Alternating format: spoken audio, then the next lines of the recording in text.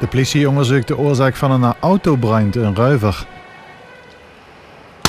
In de nacht van maandag op dinsdag ontdekte een voorbijganger rond 1 uur 's nachts dat de auto in Lichterlaaie sting.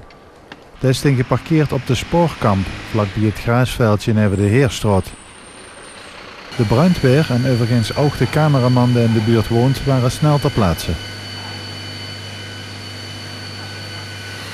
Het vuur was vrijwel meteen geblust, maar de auto is desondanks verloren gegaan in de vlammen. De oorzaak van de brand is niet bekend, maar gezien het tijdstip van de brand wordt brandstichting niet uitgesloten. Dat wordt nog door de politie onderzocht. Bij de autobrand op de spoorkamp in Ruiver is niemand gewond geraakt.